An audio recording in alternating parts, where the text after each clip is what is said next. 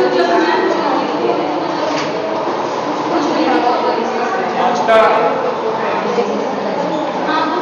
का टॉपिक होगा तो क्या शायद कल हमने एनिमल बिहेवियर को पढ़ा, कुछ पार्ट उसके रह गए थे, इसको हम आज कंटिन्यू करेंगे। एनिमल बिहेवियर में जो मेन पार्ट रह गया था that is parental behaviour, parental care है। आज हम पेरेंटल केयर पढ़ेंगे, माइग्रेशन ऑफ एनिमल्स पढ़ेंगे। माइग्रेशन ऑफ एनिमल्स में बर्ड का माइग्रेशन पढ़ेंगे, फिश का माइग्रेशन पढ़ेंगे, मिमिक्री पढ़ेंगे और सर्कैडियन रिदम पढ़ेंगे। इसको कहते हैं बायोलॉजिकल क्लॉक। तो टॉपिक बहुत ज़्यादा है और जल्दी हमें इसे फिनिश करना है। तो शुरुआत करते हैं पेरेंटल बिहेवियर से। ये उसी को बोलते हैं पेरेंटल केयर। पेरेंटल केयर देखा जाए तो लोअर ऑर्गेनिज्म से लेके हायर ऑर्गेनिज्म में कम या ज़्यादा सब में पाया जाता है, लेकिन लोअर ऑर्गेनिज्म में बहुत ही कम पाया जाता है। जैसे जैसे एडवांसमेंट की तरफ बढ़ते हैं, ग्रुप्स जैसे हायर होते हैं, डेवलप होते जाते हैं, पेरेंटल केयर की रेशियो बढ़ते रहती है।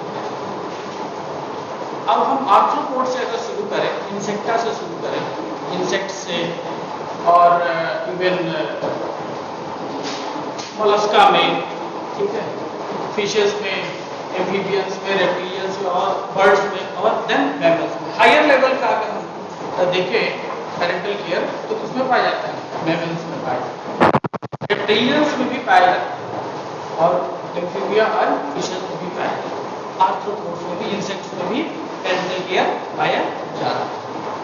तो कुछ ना कुछ सब क्लासेस की विशेषताएं हैं, कुछ ना कुछ एनिमल्स थोड़ा अलग टाइप से सबकी पेरेंटल केयर। तो बेसिक अगर देखा जाए बहुत सब में, तो पेरेंटल केयर में मेल और फीमेल, जैसे जो बाई पेरेंटल होते हैं एनिमल्स, जो मेल और फीमेल दोनों साथ साथ उसका केयर करते हैं। मेल भी करता है और फीमेल भी। इवन फिशेस में देखिए ज्यादातर पेरेंटल केयर कौन करता है? मेल फिश करता है। Female fish parental care little about करती है, कम ही। पेरेंटल केयर हम ये कहें कि एक सोशल बिहेवियर है, सोशल डेवलपमेंट है, सोशल ऑर्गेनाइजेशन का ही एक पार्ट है, जिसमें एनिमल मेट करता है, मेट करने के बाद अपने ऑफस्प्रिंग प्रोड्यूस करता है और उसकी केयरिंग करता है। कंटिन्यूटी ऑफ लाइफ के लिए सबसे ज्यादा इंपॉर्टेंट है कि जो ऑर्गेनिज्म बॉर्न हुआ है या आया है उसको हम क्या करें? सेव करें। ऑर्गेनिज्म का ड्यूटी हो।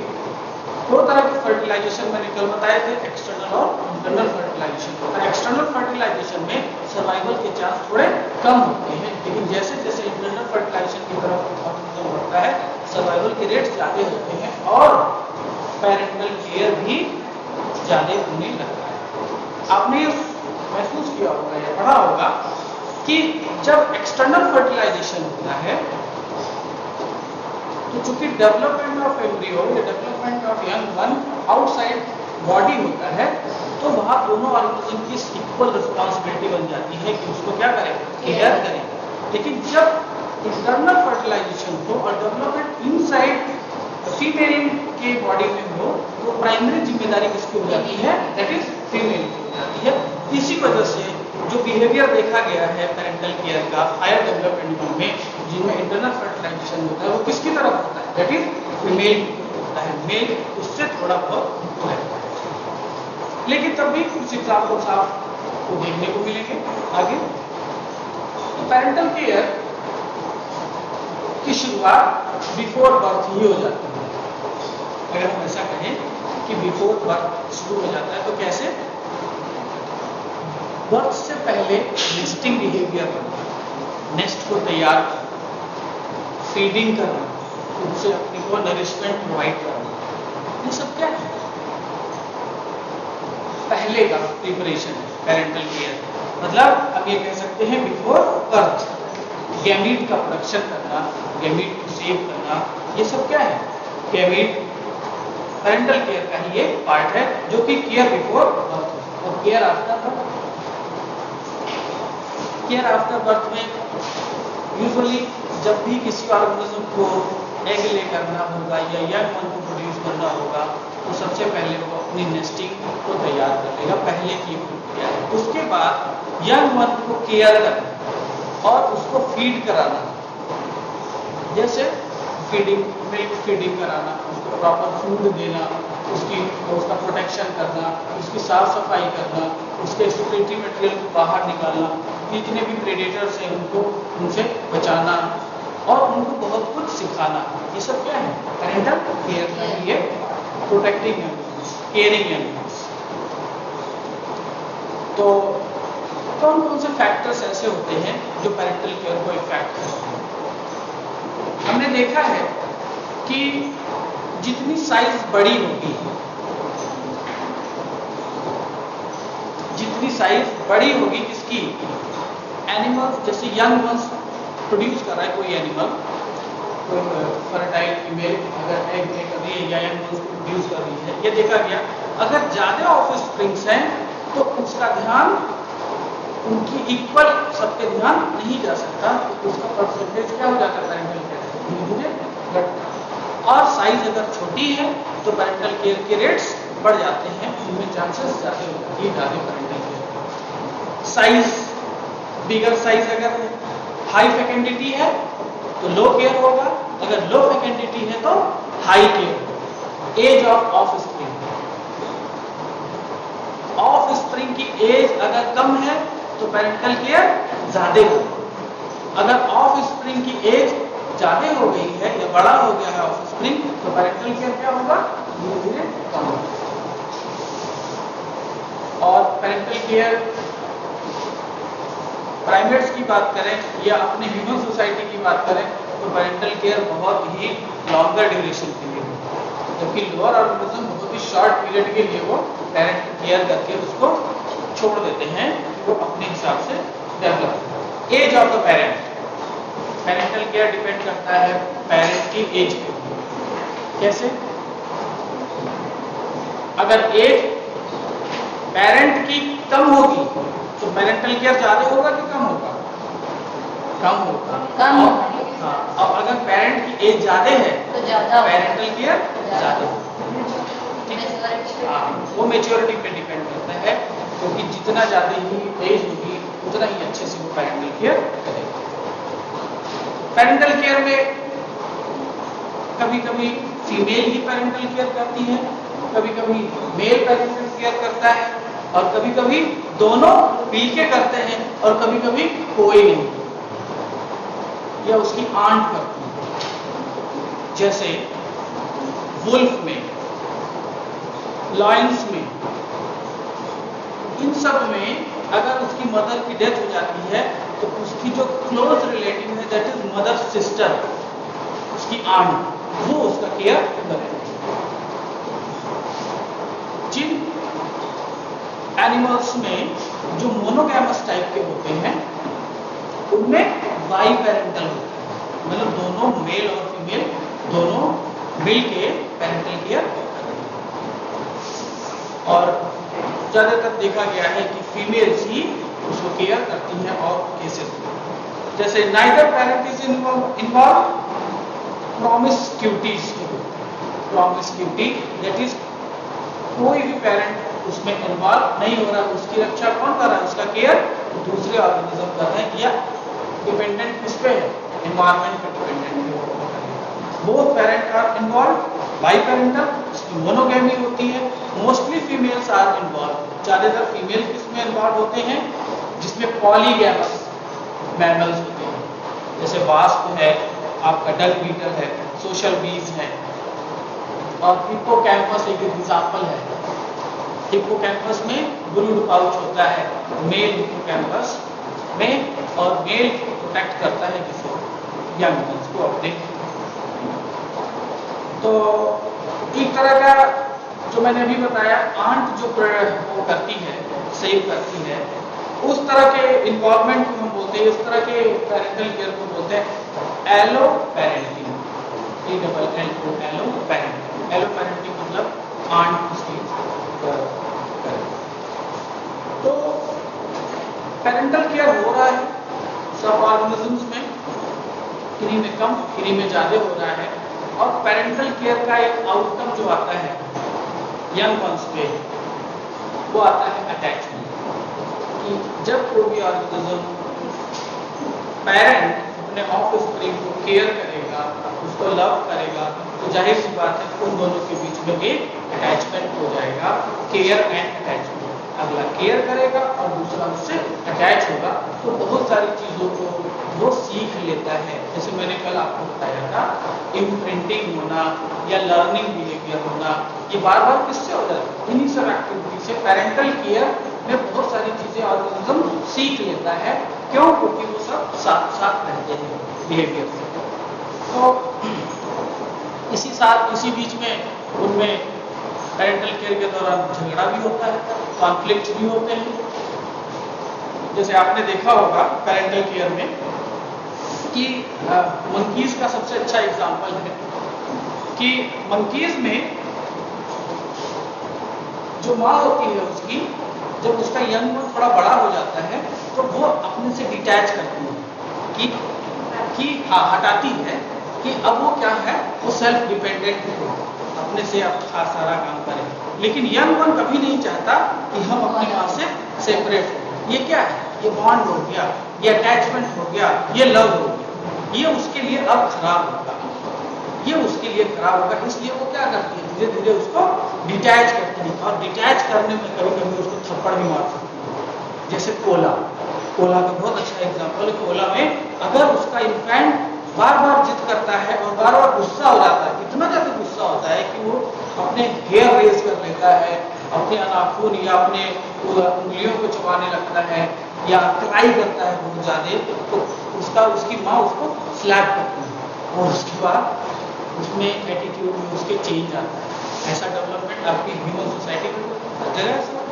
तो ये कॉन्फ्लिक्ट्स होते हैं, जैसे वीनिंग कॉन्फ्लिक्ट्स जो फीड कराते हैं एनिमल्स, उनमें क्या होता है, वेनिंग कॉन्फ्लिक्ट्स होता है कि दूध को छुड़ाने या फीडिंग को छुड़ाने के लिए वो क्या करती है, उसको मारती है या उसको अलग करती है।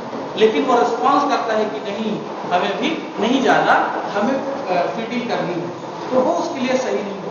कैरिंग कॉन्फ्लिक्ट होता है, कैरी करना, जैसे अपने एप्स में या मंकी में देखा होगा और भी उसमें है कि वो अपने यंग वंस को कैरी करके ले जाते हैं। जब तक वो थोड़ा सा स्ट्रांग नहीं हो जाता तो वो कब तक कैरी करेगा।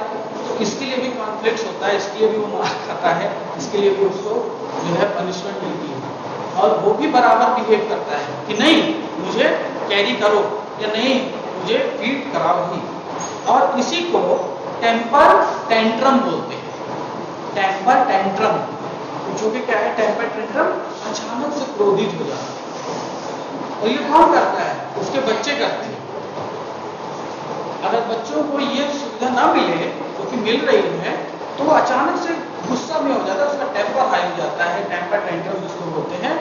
और वो बहुत सारे रिफ्लेक्सेस क्रिएट करता है, इतना रोता है कि लगेगा कि अब उसको सच में बीमार है या सच में इसको जरूरत है किसी चीज की, लेकिन ऐसा होता नहीं है। कभी कभी क्या होता है कि जो उसकी केयरिंग माँ है या मदर है, वो देख के उसके पास आती है और उसकी केयर करती है। तो शॉर्ट समय के लिए तो उसके लिए अच्छा हो जाता है, लेकिन लॉन्गर ड्यूरेशन के लिए टेम्पर टेंट्रम का हमेशा क्या किया जाता है, विरोध किया जाता है। कौन करता है, उसकी माँ करती है, उसकी मदर करती है। उसको उसी का रिफ्लेक्स है जिसको स्लैपिंग करना, जिसको कोला में आपने पढ़ा। तो टेम्पर टेंट्रम ये एक पेरेंट ऑफ स्प्रिंग कॉन्फ्लिक्ट है।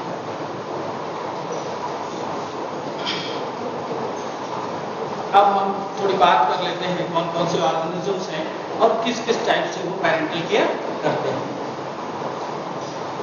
देखिए हायर एनिमल्स में पेरेंटल केयर हम यूज कर सकते हैं शब्द, ये एप्रोप्रिएट है। लेकिन जब लोअर ऑर्गेनिज्म की बात करें तो वहाँ पेरेंटल केयर न करके कह के हम उसको ब्रूड केयर कहते हैं।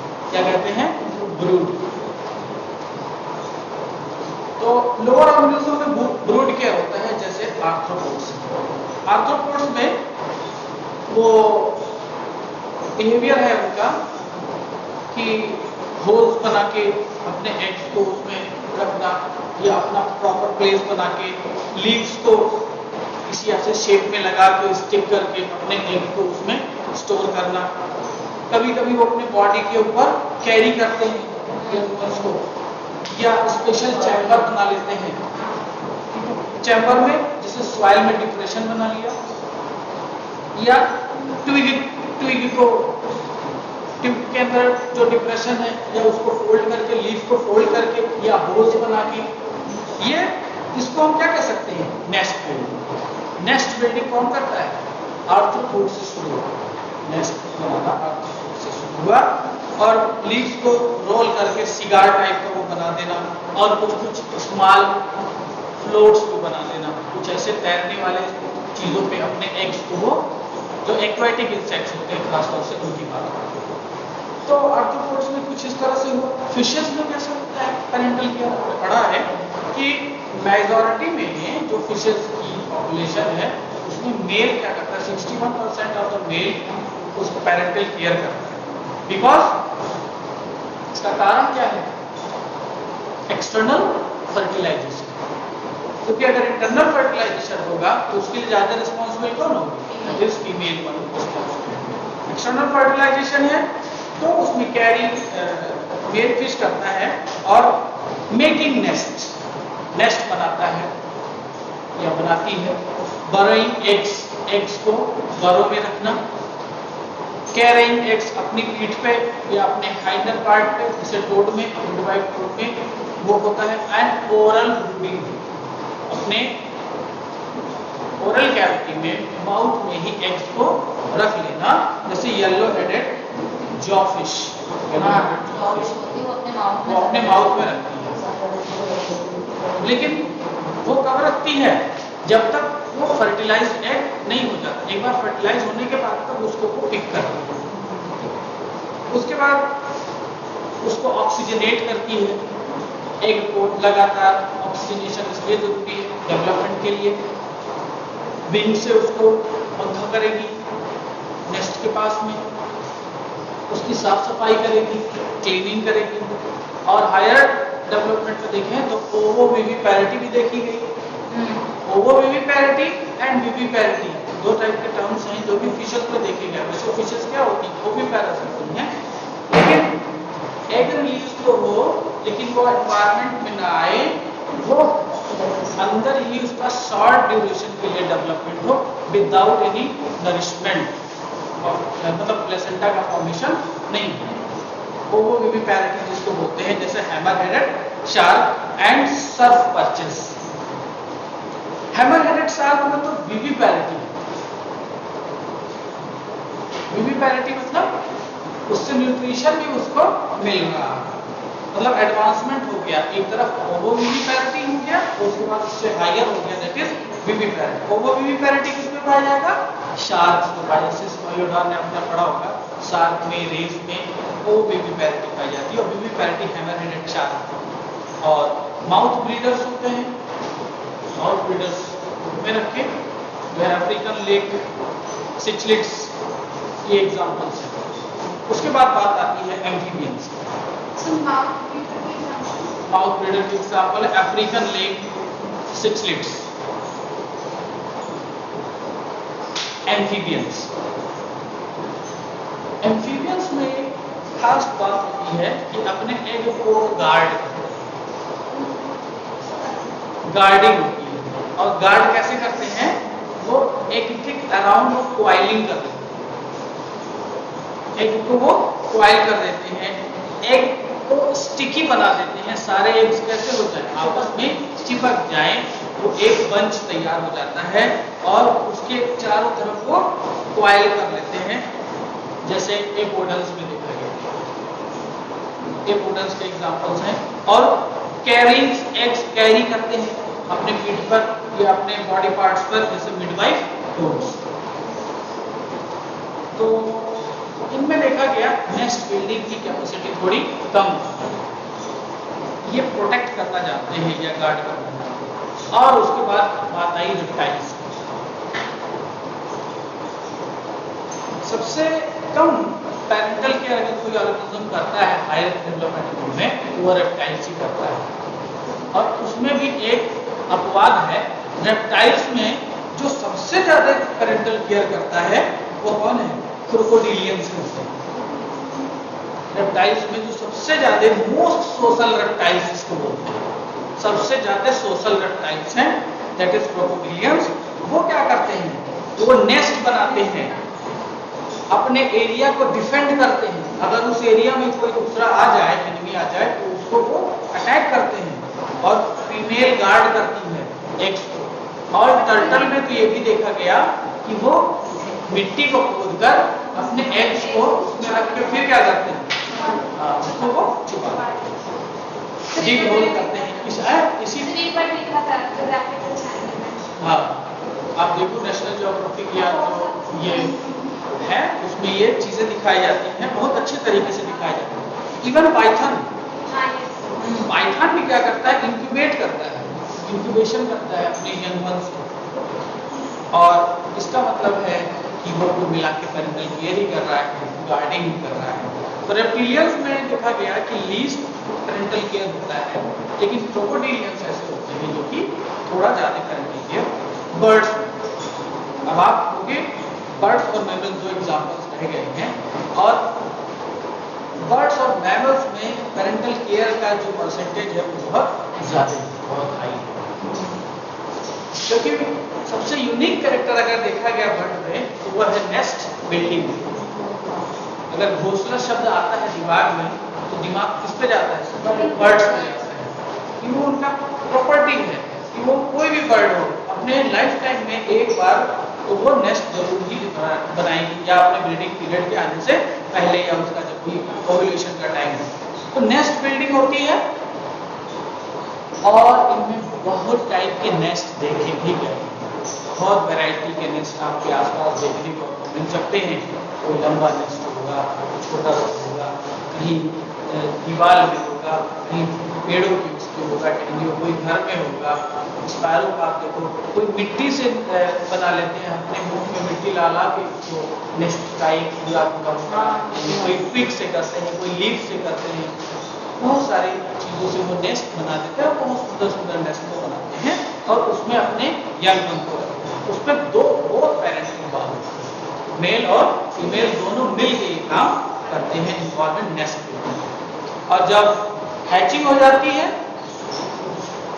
उनमें एग्स में, तो उसके बाद वो ब्रूडिंग करते हैं, उसको वो फीडिंग करते हैं और उसको प्रोटेक्ट करते हैं, पूरी एरिया को वो यूज करते हैं। मतलब ब्रूडिंग करना, फीडिंग करना एंड प्रोटेक्टिंग। फूड को खिलाते हैं उसको, कैसे? पहले वो खुद फूड को खा लेते हैं, सेमी डाइजेस्टेड कर लेते हैं, उसके बाद फिर उसको फीड कराते हैं। ठीक है? Food is carried in the bills या बीक्स में, फूड को कैरी करके या तो डायरेक्ट फीडिंग करा देते हैं या तो खुद खा के अपना फूड सॉलो करने के बाद में थोड़ी देर के बाद में उसको वो डिलीवर करता है। रिगर्जिएट जिसको बोलते हैं, रिगर्जिएट करके फीड कराना, मतलब फूड को सॉफ्ट करना।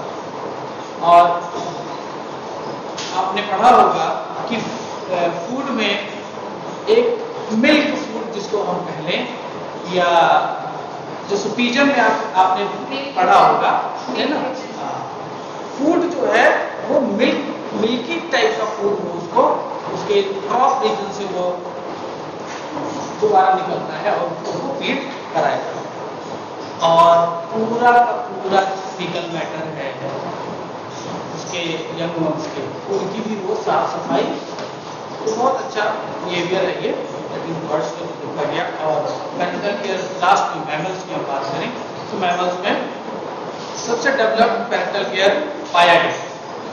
इसमें है कि इन्फेंट क्या करता है, पेरेंट और इन्फेंट के बीच में कम्युनिकेशन होता है। कम्युनिकेशन,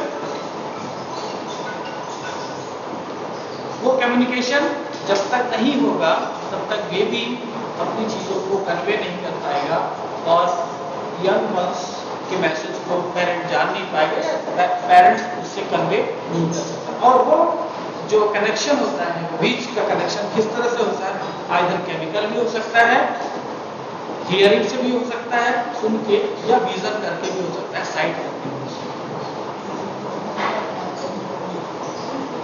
सलाइवा जो होता है उसकी बॉडी से निकलने वाला, उससे वो उसको साफ करता है। पेरेंट जो है सलाइवेशन करके उसको मैमल्स का पूरी बॉडी को साफ करता है। ये एक प्रोटेक्टिव बिहेवियर है। जितने भी माइक्रो ऑर्गेनिजम्स हैं या जो जिनसे उनको हार्म होने वाला है, उनकी बॉडी को साफ करने का काम वो सलाइवा से कर रहे हैं। आपने देखा होगा मार्सुपियल्स जो है कंगारू, उनके अंदर एक पाउच होता है, उस पाउच में वो अपने बेबीज को रख लेते हैं और उनमें तब तक मतलब कंगारू फीमेल जो ऑफस्प्रिंग है उसकी, वो तब तक उसके साथ रहती है जब तक वो सेक्सुअली मैच्योर ना हो जाए, तब तक वो उसके साथ रिलेशन बनाती है। ठीक है, सेक्सुअली मैच्योर होने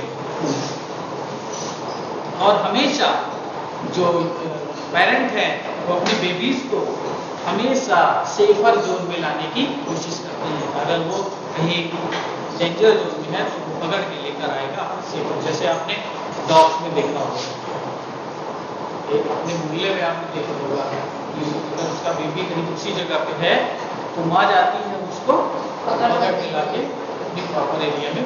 कैट में भी होता है। मोस्ट जो मैमल्स हैं जो मेनली ये हम कहें कि कार्निवोरस बिहेवियर के हैं, उनमें ये ज़्यादा एक्टिविटी देखी होगी। मेमोरी ग्लैंड का डेवलपमेंट है मैमल्स में, तो फीडिंग स्वाभाविक है और ये एक अच्छा कैरेक्टर होता है सर्वाइवल के लिए। बेबीज के डेवलपमेंट के लिए वो उसको फीड मिलने लगता है। ऐसा बिहेवियर और कहीं में और मैमल्स के अलावा दूसरे उसमें नहीं देखने को मिलता। तो यंग वन सबसे ज़्यादा सेफ इसी क्लास में है, ये ऑफस्प्रिंग सबसे ज़्यादा सेफ है। और आपने एक टर्म पढ़ा होगा सिबलीसाइड। ये सिबलीसाइड या इन्फेंटिसाइड, सिबलीसाइड मतलब सिबलिंग मतलब भाई बहन। ठीक है, अगर किसी भाई बहन को किन्हीं वजह से उसका पेरेंट मार दे या इन भाई बहनों में से आपस में ही कोई भाई या बहन एक दूसरे को मार दे, कम कर दे, तो ऐसे बिहेवियर को क्या बोलते हैं? सिबलीसाइड। ये बिहेवियर बर्ड्स में ज्यादातर होता है। आप लिख लीजिए आगे, सिबलीसाइड के आगे बिहेवियर आता बर्ड्स। ऐसा करना इसलिए आवश्यक हो जाता है कि जो ऑफ स्प्रिंग आने वाला है वो कैसा हो? स्ट्रॉन्ग। अगर ऑफ स्प्रिंग स्ट्रॉन्ग नहीं होगा या वो वीक होगा, अगर उसके सर्वाइवल के रेट्स कम होंगे, तो फीड कराने से क्या फायदा? किसे? पेरेंट। तो पेरेंट कभी कभी अलाउ करता है कि जो वीकर वन है वो क्या हो जाए? डिस्कार्ड। और जो सबसे स्ट्रॉन्ग है उसी का डेवलपमेंट। ये एक बिहेवियर देखा गया। लेकिन ये हम कहें तो ये थोड़ा अपोजिट बिहेवियर है। क्या हम इसे पेरेंटल केयर कहेंगे? थोड़ा सा वेरिएशन, क्योंकि पेरेंटल केयर तो वो होता है जो अपने सारे यंग वंस को सेफर जोन में लाए। लेकिन हमारा जो आपने थ्योरी पढ़ी है सर्वाइवल ऑफ द फिटेस्ट, उस थ्योरी में ये फिट नहीं होता है, क्योंकि उसको पता है कि ये अभी नहीं जाएगा तो बाद में इसका जो है वो डिस्कार्ड कर ही दिया जाएगा। तो आपने पेरेंटल केयर में उतनी सारी चीजें पढ़ी। आज थोड़ा समय कम होने के नाते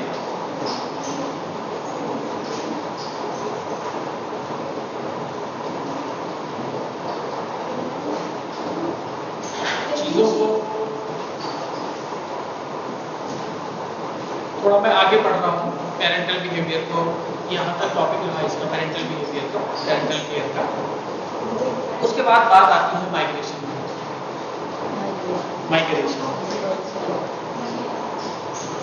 अपने ये सारे टॉपिक्स शुरुआती क्लास में पढ़ेंगे, बीएससी में भी पढ़ेंगे, बीएससी में भी पढ़ेंगे। तो माइग्रेशन की बात आती है, एनिमल माइग्रेशन। माइग्रेशन एक लैटिन वर्ड है जो माइग्रेट से बना है, और माइग्रेट का मतलब होता है मूवमेंट, डिस्प्लेसमेंट, एक जगह से जाना दूसरी जगह। यहाँ हम पढ़ेंगे माइग्रेशन बर्ड्स का और माइग्रेशन फिशेस का। लेकिन माइग्रेशन को समझ ले थोड़ा। मूवमेंट होना, डिस्प्लेसमेंट होना एक ऑर्गेनिज्म का एक जगह से दूसरी जगह पे, क्या ये ट्रू माइग्रेशन है? एक माइग्रेशन जो हम एनिमल के रिलेशन में पढ़ रहे हैं, ट्रू माइग्रेशन वो माइग्रेशन होता है कि एक जगह से ऑर्गेनिज्म माइग्रेट करके कुछ समय तक के लिए जाए और वहां होने के बाद वो फिर अपनी प्रॉपर प्लेस पे चला आए। ये होता है ट्रू माइग्रेशन, जो एनिमल बिहेवियर में आपको पढ़ना है। और इसी को बोलते हैं पेंडुलम मूवमेंट या पेंडुलम माइग्रेशन। जैसे पेंडुलम होती है माइग्रेट, ये फिर वापस एक शॉर्ट ड्यूरेशन के बाद या निश्चित समय के बाद वो फिर वापस आ जाता है। तो माइग्रेशन की जो प्रॉपर्टी है वो हमने इंसेक्ट्स में देखी, क्रस्टेशियंस में देखी, एम्फीबियंस में देखी, फिशर्स में, रेप्टाइल्स में, बर्ड्स में और मैमल्स में। शुरुआत कहाँ से हो गई? इंसेक्ट्स से।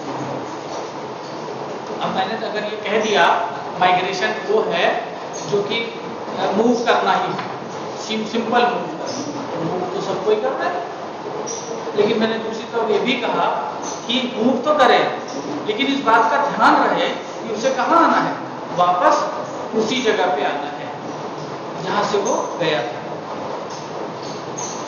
तो ऐसे ऑर्गेनिज्म कम ही होते हैं, या हम कहें फिशर्स ही हैं या बर्ड्स ही हैं, है ना, या हम कहें मैमल्स ही।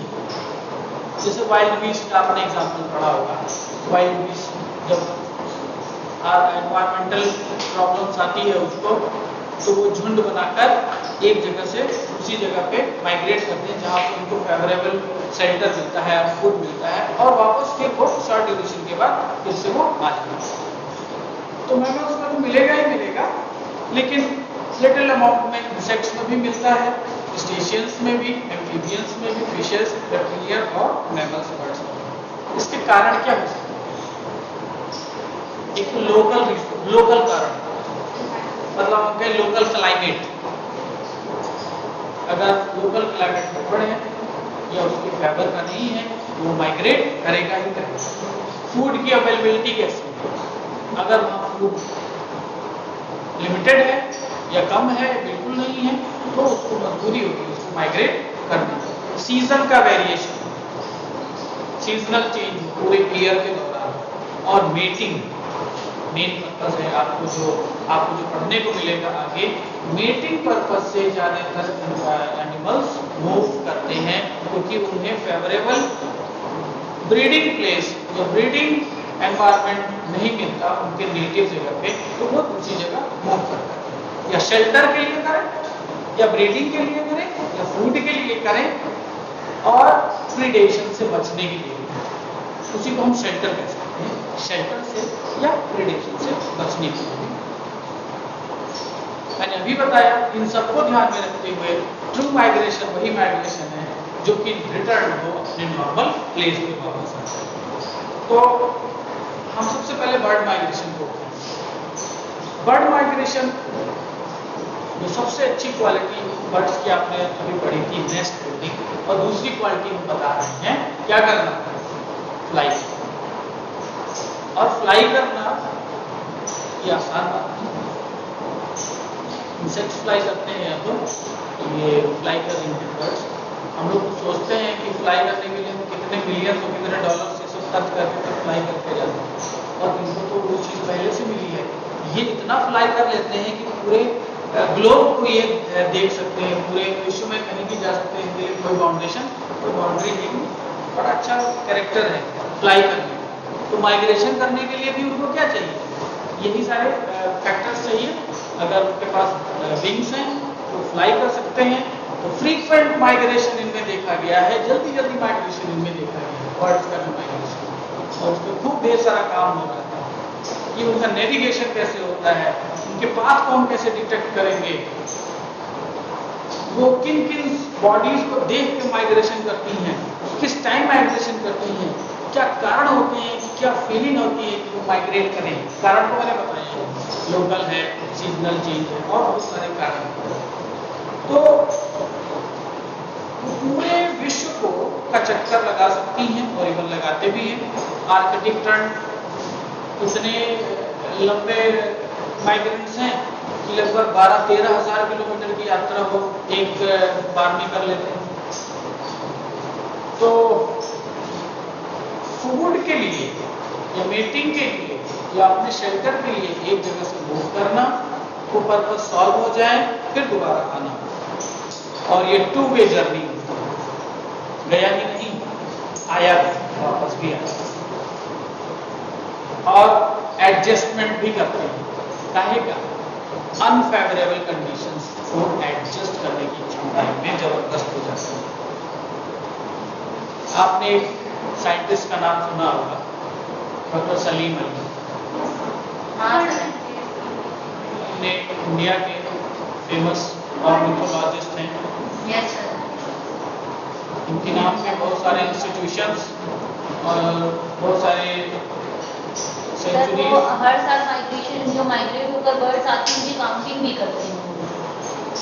वो तो नहीं रहे, लेकिन जो उन्होंने बात दिखाया, जो उन्होंने जो रिसर्च की उस पर अभी भी उन्हीं के नाम पे उनके नाम को आगे बढ़ाया जाता है। चल रहा है सर। हाँ, तो डॉक्टर सलीम अली ऑर्निथोलॉजिस्ट रहे हैं और उन्होंने माइग्रेशन को बहुत अच्छा शब्द दिया, जो मैंने अभी आपको बताया कि पेंडुलम स्विंग होता है। क्या होता है? पेंडुलम स्विंग, और उसी को बोलते हैं true migration, pendulum swing movement.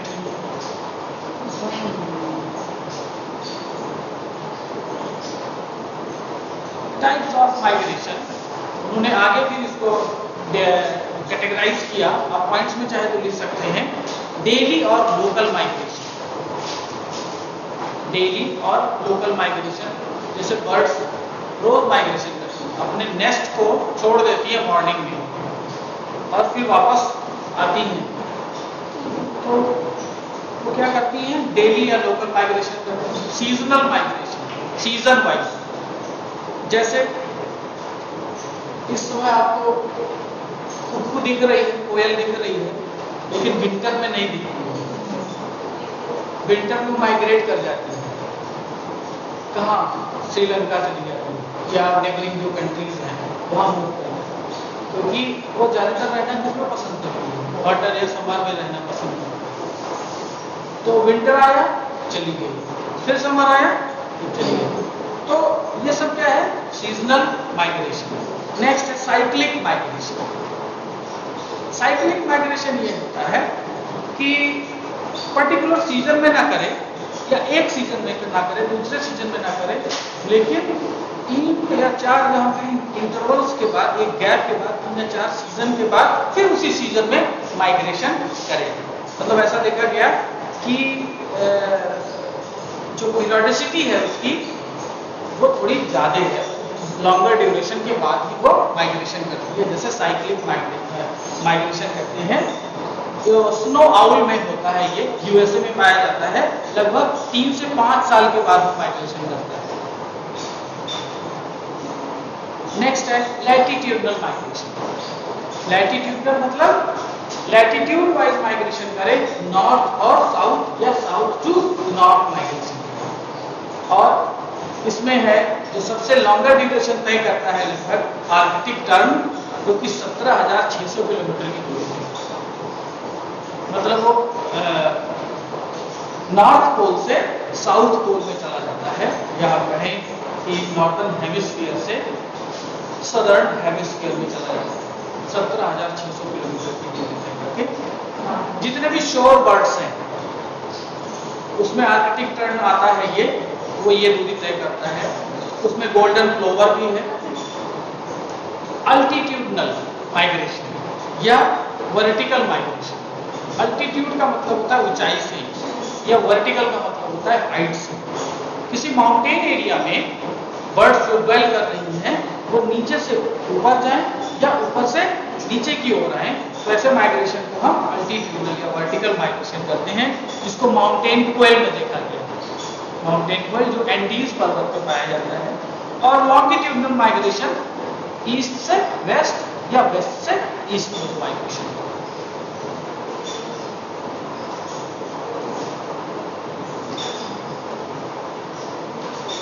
और माइग्रेटरी स्टेटस क्या होता है?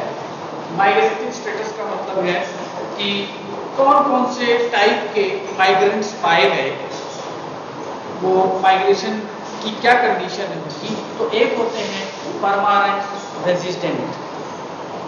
परमानेंट रेजिडेंट का मतलब है कि एक जगह पे जाए वो और वहीं वो रहे, परमानेंट रेजिडेंट हो जाए। समर माइग्रेंट्स, समर माइग्रेंट्स किसमें मूव करेंगे? समर सीजन में मूव करेंगे। जैसे एग्जांपल है कुक्कू का या कोयल जिसको बोलते हैं। विंटर माइग्रेंट्स जो विंटर में माइग्रेट करेंगे। ग्रिल और गूज जो मैंने कल एग्जांपल बताया था।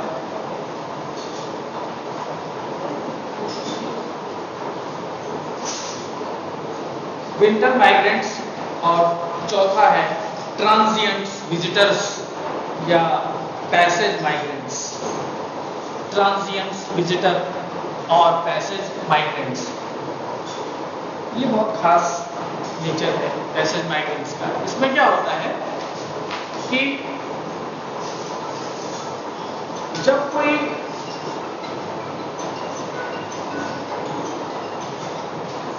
कोई एनिमल जो माइग्रेंट पाथ है उस पाथ को जब तय करे तो बीच में फॉल्ट हुई, और जब कभी भी जाए साउथ में अगर जा रहा है तो जाने से पहले एक बार रेस्ट करे, फिर साउथ को जाए, या साउथ से वापस नॉर्थ में जा रहा है तो जब वो चले तो फिर वहां पे थोड़ी देर के लिए रुके फिर जाए। तो ये जो प्लेस हो गया वो एक साल में वो कितनी बार आया? लगभग 2 बार, है ना? हाँ, एक बार गया एक बार आया। तो इसको बोलते हैं ट्रांजिएंट विजिटर या पैसेज माइग्रेंट्स। और ऐसी प्लेस आपके भोपाल में है। भोपाल एक मिडिल पोर्शन है जहां से नॉर्थ साइड से जो बर्ड्स आती हैं भोपाल एरिया में रेस्ट करती हैं और फिर पेनिनसुलर इंडिया में जाती हैं, पेनिनसुला में जाती हैं। तो भोपाल बेल्ट का एक डेवलपमेंट है जो ट्रांजिएंट विजिटर्स जहाँ पे देखे गए हैं। अगर ड्यूरेशन और डिस्टेंस की बात करें कि ये कितना ड्यूरेशन तक फ्लाई कर सकते हैं, माइग्रेशन कर सकते हैं और कितने डिस्टेंस तक माइग्रेशन कर सकते हैं, तो कुछ होते हैं शॉर्ट डिस्टेंस माइग्रेंट्स और कुछ होते हैं लॉन्ग डिस्टेंस माइग्रेंट्स होते हैं। जैसे vesper sparrow, woodcock and blue birds, ये सब क्या है? Short distance travellers. जैसे कनाडा से नॉर्थ अमेरिका तक मूव कर लिए या नॉर्थ अमेरिका से कनाडा तक मूव कर लिए, शॉर्ट डिस्टेंस। और लगभग 100 स्पीशीज लॉन्ग डिस्टेंस ट्रैवलर की पाई गई या माइग्रेंट्स की पाई गई, जो कि एक पोल से दूसरे पोल या एक हेमिस्फीयर से दूसरे हेमिस्फीयर में जा सकते हैं, जो कि नॉर्थ अमेरिका की 2 बर्ड्स हैं जो night hawk and barn swallow. Night hawk and barn swallow long distance migrants हैं। आर्कटिक टर्न, ये भी लॉन्ग डिस्टेंस माइग्रेंट्स हैं। एंड ब्लैक हेडेड बंटिंग, ये भी लॉन्ग डिस्टेंस माइग्रेंट्स हैं। ज्यादातर अगर माइग्रेंट्स की बात करें तो ज्यादातर ट्रैवल करते हैं रात में। इनके लिए सबसे अच्छा सुटेबल जो मौका होता है, सिचुएशन है, रात में ये फ्लाई करते हैं और दिन के समय रेस्ट करते हैं, क्योंकि दिन के समय इनको वाटर लॉस की प्रॉब्लम ज़्यादा होगी, फूड इनको मिल सकता है रुक के खाने का, तो ये इस तरह से माइग्रेशन कर सकते हैं। रात में फ्लाई करें, दिन में रेस्ट करें। लेकिन कुछ ऐसे होते हैं जो नॉन स्टॉप माइग्रेशन ही करते हैं, वो 86 घंटे तक माइग्रेशन कर सकते हैं, 4-4 हजार किलोमीटर तक लगातार उड़ सकते हैं। जैसे गोल्डन प्लोवर जो एग्जाम्पल है, अलास्का से चल के साउथ अमेरिका तक जाता है। अलास्का कहाँ है और साउथ अमेरिका कहाँ है, लगभग 4000 किलोमीटर की यात्रा को तय कर लेता है। सोचो एक बार अगर हमें अगर आपको मुंबई जाना है प्लेन से, तो पहले प्लेन यहाँ से जाएगी दिल्ली और फिर दिल्ली से जाएगी मुंबई। कभी फ्लाइट्स होती है जो डायरेक्ट हो, लेकिन रेट जर्नी होती है। लेकिन नेचर ने कितना बढ़िया कैरेक्टर उसको दिया है कि 4-4 हजार 5-5 हजार किलोमीटर तक वो बिना रुके फ्लाई कर सकता है। कितना यूनिक कैरेक्टर है उसकी बॉडी का। जाहिर सी बात है कि उसके बॉडी में बहुत सारी चेंजिंग, क्या चेंजिंग होगी, उसकी बॉडी हल्की होगी, हाँ, उसकी फ्लाइट मसल्स बहुत ही स्ट्रांग होंगी, उसका हीमोग्लोबिन की कैपेसिटी जो ऑक्सीजन को पकड़ के रखने की है वो बहुत ही ज्यादा होगा। मतलब उसका ब्लड हमेशा चार्ज रहता होगा, किससे, ऑक्सीजन से, या हीमोग्लोबिन ऑलवेज चार्ज रहता है। और अपनी और बॉडी एक्टिविटी के लिए उसे बहुत कम लीस्ट अमाउंट की एनर्जी देनी होती है। वो कम एनर्जी में अपनी बॉडी ऑर्गन को चला सकता है। ज्यादातर एनर्जी किसको देता है, फ्लाइट मसल्स को देता है। उसका विजन बहुत ही एक्यूरेट होता है, उसकी स्मेलिंग, सब सेंस ऑर्गन्स बहुत ही तेज काम करते हैं। तो ये सब क्या है, फ्लाइट एडेप्टेशंस है, आपने पढ़ा है। तो बहुत ही यूनिक कैरेक्टर है, मुझे तो बहुत फैसिलिटेट करता है ये, बहुत ही मैं देख के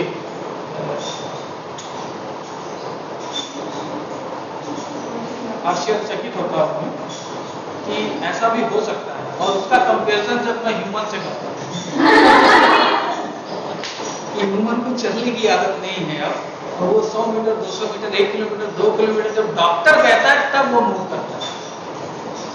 जब तक वो नहीं होता तब तक वो मूव नहीं करता है। तो इसी तरह से है, एक बर्ड ऐसी है ग्रेटर शियर वाटर, जो नॉर्थ अमेरिका से साउथ अटलांटिक तक चली आती है 12,800 किलोमीटर की यात्रा करके। और ब्लू गीज जो कि लगातार 60 घंटों तक उड़ सकते हैं और 2720 किलोमीटर की यात्रा तय करते हैं। ब्लू गीज, गीज गीज गूज जो आपने पढ़ा है। तो इतने देर तक फ्लाई कर सकते हैं, मतलब 86 घंटे या 90 घंटे की बात करें तो लगभग 3-4 दिन की यात्रा को एक बार में और कितने हजार किलोमीटर तय कर सकते हैं। अगर हम अल्टीट्यूड की बात करें कि कितने हाइट पे उड़ सकता है, क्योंकि ऊपर ऑक्सीजन का लेवल धीरे धीरे कमी होने लगता है और जैसे जैसे नीचे रहते हैं ऑक्सीजन का लेवल सफिशिएंट रहता है। तो कुछ बर्ड्स ऐसी होती है माइग्रेटरी बर्ड जो कि सी लेवल पे फ्लाई करती है, ठीक है।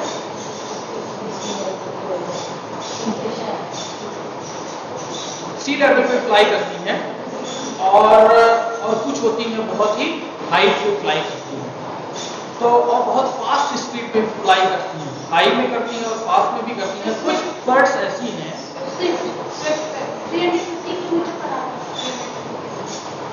माउंटेन एवरेस्ट का नाम सुना है, और कुछ बर्ड्स ऐसी हैं कि वो माउंटेन एवरेस्ट की हाइट से फ्लाई करती हैं, वहां तक वो फ्लाई कर सकती हैं। मतलब 7400 फीट ऊपर मोस्ट बर्ड्स करती हैं 7400 फीट। और कुछ तो इतने अनबिलीवेबल हैं जो कि 29,500 फीट की ऊंचाई पर से भी उड़ सकते हैं, हिमालयन हिल्स, जहाँ पे ऑक्सीजन लेवल बहुत ही कम है। अब आप सोचो कि ऑक्सीजन लेवल वहां इतना कम है और उसके बाद भी वो मजा लेता है उस एनवायरनमेंट भाई, यही तो है। वो उस चीज को एंजॉय करते हैं और वो फ्लाई कर लेते हैं, एक नॉर्मल कंडीशन नहीं है। तो कितना बड़ा अनबिलीवेबल है। तो अगर स्पीड की बात करें तो 90 किलोमीटर पर आवर एवरेज जो देखा गया है, या कुछ तो जैसे हमिंग बर्ड है वो 32 किलोमीटर पर आवर की रेंज से उड़ सकती है। और लार्ज जो बर्ड्स होती हैं 40 से लेके 96 किलोमीटर पर आवर की स्पीड से उड़ सकते हैं। और जो छोटी बर्ड्स हैं उनकी स्पीड मैंने अभी बताया that is 32 kilometre to 64 kilometre per hour. तो ये स्पीड का हाँ। जो स्मॉल बर्ड्स हैं वो 32 से 64 किलोमीटर पर आवर की स्पीड से मूव करते हैं। जो लार्जर बर्ड्स हैं वो 40 टू 96 किलोमीटर पर आवर की स्पीड से मूव करते हैं। और उसमें हमिंग बर्ड की स्पीड दी गई है 32 किलोमीटर पर आवर। और उसकी स्पीड को हम डिटेक्ट करते हैं Doppler radar. Doppler radar equipment है जो कि मैसेज भेज के और रिवर्स का जो मैसेज है उसको लेकर इस स्पीड को हम पता लगा सकते हैं।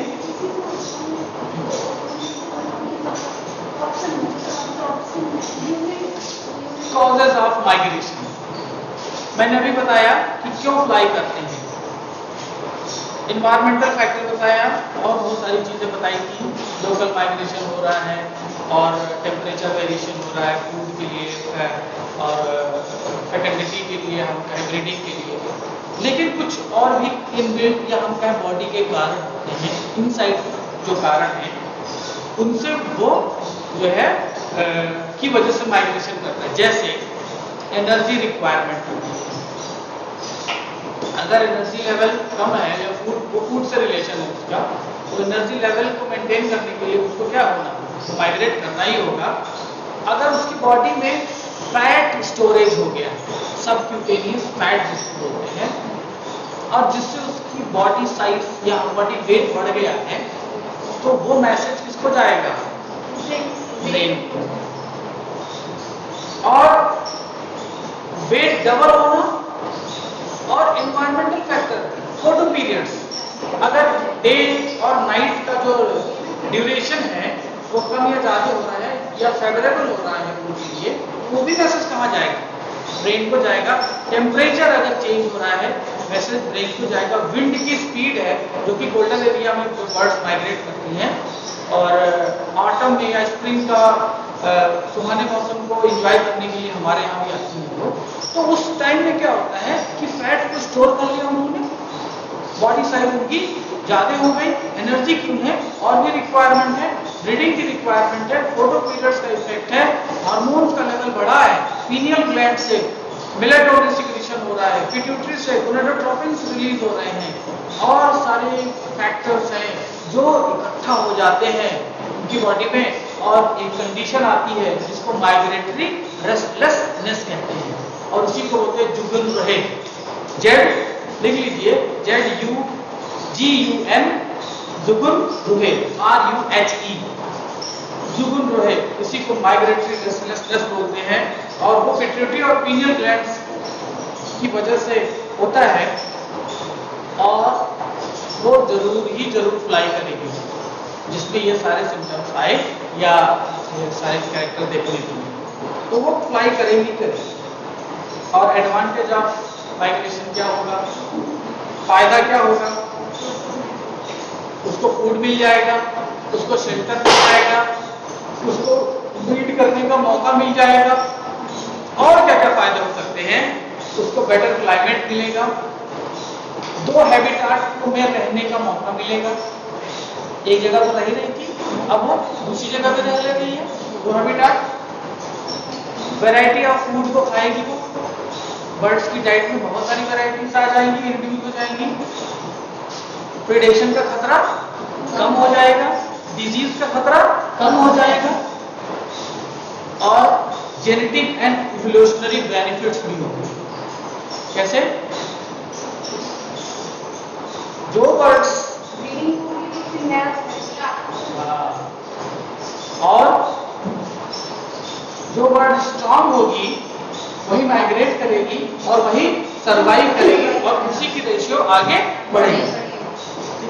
और अलग अलग बर्ड्स का अलग अलग टाइप से नेचुरल सिलेक्शन भी होगा और एडेप्टेबिलिटी भी होगी। इन सबका फायदा कहाँ होने वाला है, जेनेटिक एंड इवोल्यूशनरी बेनिफिट्स में होने वाला है। और जियोग्राफिकल डिस्ट्रीब्यूशन भी होगा, डिस्पर्शन भी होगा इसका बर्ड्स का। और हम लोग देखने को भी पाएंगे तो भाई हम भरतपुर जाए बर्ड सेंचुरी में माइग्रेटरी बर्ड्स को देखें, तो एक ह्यूमन पॉइंट ऑफ व्यू है, ह्यूमन अपने एंजॉय के लिए देखता है, हम लोग विंटर या ऑटम में जाते हैं, बर्ड सेंचुरी का आनंद लेते हैं, क्योंकि विदेशी पक्षी आते हैं हमारे यहाँ और वो ब्रीडिंग ग्राउंड है हमारा, तो उसको हम एंजॉय करते हैं। स्टडी कैसे करते हैं माइग्रेशन की? मैंने अभी बताया स्क्रीन को तो डॉप्लर रडार से तय कर सकते हैं, लेकिन कुछ फिक्स पैटर्न है, जैसे टेलीस्कोप पैटर्न, रास्ते को पहचानने के लिए हम टेलीस्कोप से देखते हैं। और मून को हम एक ऑब्जेक्ट बना लेते हैं। मून चूंकि स्टैग्नेंट है या स्थिर है, उसकी साइड से जो बर्ड माइग्रेट करी उसको टेलीस्कोप में देखे और दोबारा जब आई तो भी हम मून उसको हम देखें। पुराना मेथड था टेलीस्कोप से देखने की क्यों माइग्रेशन हो रही है और फिर जा रही है, बर्ड्स आ रही है, एक टाइम ड्यूरेशन के साथ। रेडियो ट्रैकिंग करने लगे। जब रेडियो का डेवलपमेंट हुआ, रेडियो का आविष्कार हुआ, तो ट्रांसमीटर लगाने लगे उसके नेक में और उसका रिसीवर हम पास में रखते थे, तो हमें पता चल जाता था कि माइग्रेशन कैसे हो रहा है। रडार का डेवलपमेंट हुआ तो रडार से हम उसको खोजने लगे। हमने इम्प्लांट कर दिया किसी चीज को उसकी बॉडी के अंदर, जो कि डिटेक्ट करती रहेगी, जो सिग्नल्स जाते रहे तो उसको हम खोजते रहे। और टेप रिकॉर्डिंग भी करने लगे। टेप रिकॉर्डर ये होता है, रिसीवर होता है, माइक्रोफोन और एम्पलीफायर होता है, उसको हम सेट कर देते हैं उसकी बॉडी में। उसका रिसीवर हमारे पास होगा, माइक्रोफोन एम्पलीफायर उसी के पास होगा और उससे हम उसको डिटेक्ट कर सकते हैं, टेप रिकॉर्डिंग करके उसके बहुत सारी चीज़ों को रिकॉर्ड कर सकते हैं। या हम ये कहें जो एडवांस टेक्निक है जिसको बैंडिंग मेथड। बैंडिंग मेथड, एक बैंड बनाया जाता है, आर्टिफिशियल बैंड, और उसके हाथ में या सॉरी उसके लेग्स में या उसके हाइंड लिम्स में पहना दिया जाता है। जैसे चूड़ियाँ पहनते हैं वैसे एक बैंड होगा। जैसे आजकल हम लोग वो कलरफुल बैंड छोटे छोटे छल्ले होते हैं उनके पैर में डाल दिए जाते हैं और पैर में डाल दिया गया और उसका कनेक्शन हमारे पास होता है। हम उसके माइग्रेटरी पाथ को पहचानते हुए चले जाते हैं। जहाँ जहाँ जाएंगे बर्ड उसका कनेक्शन किससे होगा? आपके लोकल जो रिसीवर होगा उसके पास। तो इसकी वजह से बैंडिंग मेथड्स को हम रिसेंट टेक्निक है ये, और इससे हम देख लेते हैं। और एक तरीका और है, जो डेड बर्ड्स हैं, जो जिनकी अभी नेचुरल डेथ हुई है या माइग्रेशन के दौरान डेथ हुई है, किसी टावर से टकराकर या किसी हाई पे हो रहे ऑब्जेक्ट्स में से टकराकर, तो उनको हम कलेक्ट कर लेते हैं और उनकी स्टडी करके भी हम कुछ पता लगा सकते हैं कि कहाँ से आई है और क्या इसका पाथ था, इसकी बॉडी फिजिकल कंडीशंस क्या है और बहुत सारे तरीके। तो इस तरह से हमने माइग्रेशन पढ़ा और माइग्रेशन में हमने बर्ड का माइग्रेशन पढ़ा, जो कि बहुत ही यूनिक कैरेक्टर है बर्ड का और बहुत ही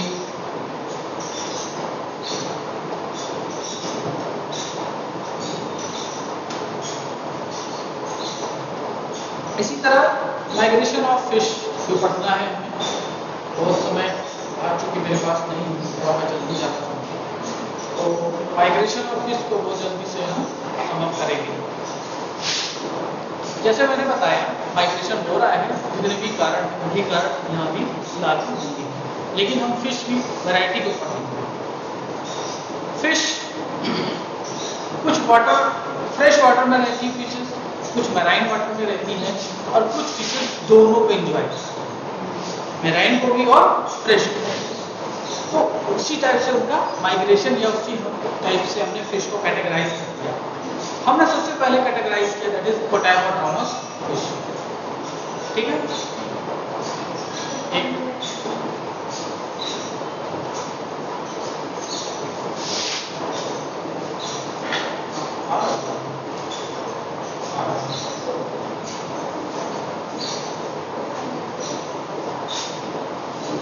तो सबसे पहले पोटैमोड्रोमस फिश पढ़ेंगे, जो कि विद इन फ्रेश वाटर रहती है।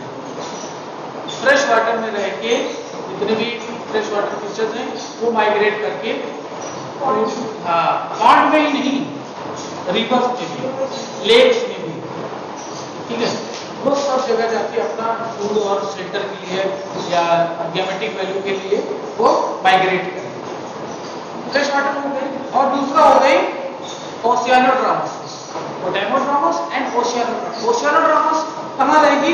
ओशंस में रहेगी, उस सी में रहेगी, और उसमें भी जितने भी मैराइन बॉडी की फिशेस हैं, जिसमें हेरिंग्स आता है, सार्डीन आता है और टूनास आते हैं, ये सब ओशन में ही रहती हैं और ओशन का ही आनंद लेती है ओशियानोड्रामस फिश।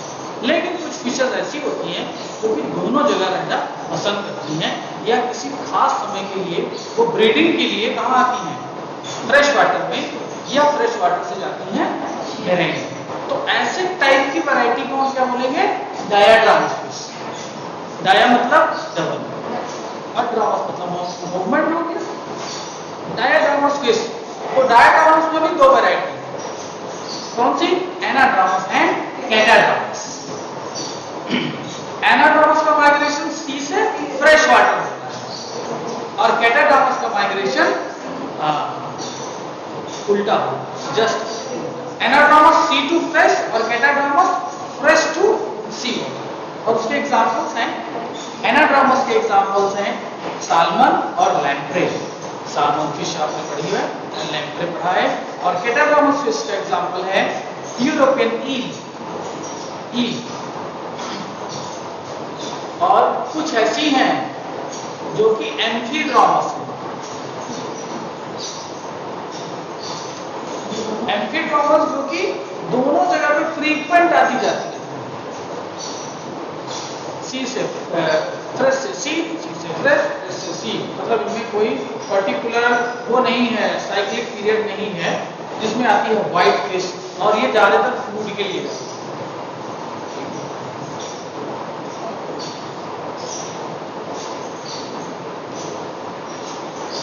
फिश का माइग्रेशन या तो वाटर करंट के साथ होगा या वाटर करंट के अगेंस्ट होगा। खासतौर से फिशेस की ये प्रॉपर्टी है, रिवराइन फिश की प्रॉपर्टी है कि हमेशा वाटर करंट के अपोजिट ही माइग्रेट करते हैं या मूव करते हैं, लोकोमोट करते हैं। तो एक पॉइंट ऑफ व्यू ये भी है, इसीलिए मछली को हम शुभ भी कहते हैं। क्यों शुभ? मतलब अच्छा माना जाता है कि वो अपोजिट डायरेक्शन में मूव करती है, यानी वो उसके पास स्ट्रगल करने की क्षमता ज्यादा है। तो माइग्रेशन के कारण अगर पूछा जाए तो क्या क्या कारण है? वही कारण है गैमेटिक माइग्रेशन, गैमीट के लिए हो। Next elemental migration, alimentary canal के लिए हो, दैट इज फूड के लिए elemental migration. Climatic migration due to the variation in the climatic seasons, या osmoregulatory migration. Osmoregulatory migration का मतलब है कि वाटर को, साल्ट को बैलेंस करने के लिए यह बिहेवियर है कि वो सेफर जोन में जाएंगे।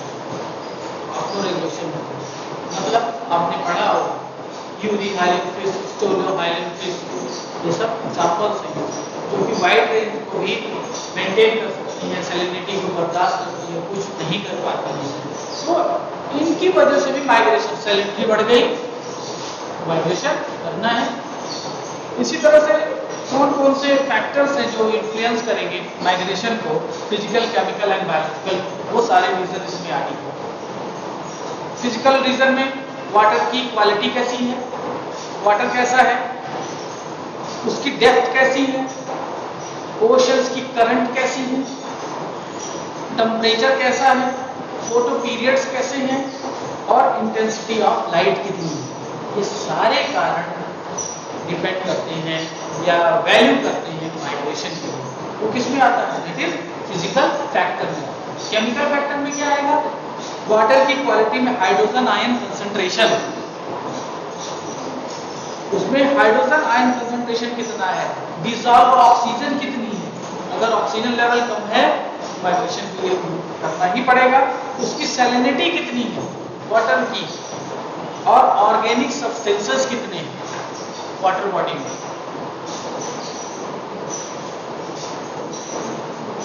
तो इसी तरह से 2-3 हाइपोथेसिस भी बताई गई, जिसमें ऑल्फैक्टरी हाइपोथेसिस है, ऑल्फैक्शन का रिलेशन है इसमें, ऑल्फैक्ट करके माइग्रेशन करना। ऑल्फैक्शन यानी ये केमिकल प्रॉपर्टी जितनी वाटर की है, ये उसको डिटेक्ट करें और तब माइग्रेट करें। इंटरनल बायोलॉजिकल क्लॉक भी होती है, जैसे हम लोगों में बायोलॉजिकल क्लॉक है, उसमें भी बायोलॉजिकल क्लॉक है कि एक पर्टिकुलर पीरियड पे पर्टिकुलर एक्शन होगा और वो डिपेंड करता है उसके बायोलॉजिकल क्लॉक पे। कौन सा हार्मोन एक्टिव हो रहा है, इसको माइग्रेट कराने के लिए भी इंटरनल बायोलॉजिकल क्लॉक रिस्पॉन्सिबल है। सन कंपास जो ईल होती है या साल्मन है, वो सन के डायरेक्शन में या सन को कंपास करके मूव करती है। एक हाइपोथेसिस ये भी है। और फेरोमोन्स, फिशेस में भी फेरोमोन्स का सिक्रीशन है होता है और इसकी वजह से भी माइग्रेशन होता है और टाइडल ट्रांसपोर्ट भी होता है या tidal migration due to the tide, high tide, low tide, safer zone में जाने के लिए वो मूव करता है। तो ये थोड़ी बात हुई इसकी माइग्रेशन ऑफ फिशेस की। तो मेरे ख्याल से आज के लिए इतना काफ़ी है और जो चीज़ें रह गई हैं उसको हम नेक्स्ट क्लास में, और मैंने मैडम से रिक्वेस्ट करी है कि मुझे एक आध ऑनलाइन क्लास मिल जाए जिससे हम उसको आपका समझ कर दें। आज के लिए इतना ही। Thank you.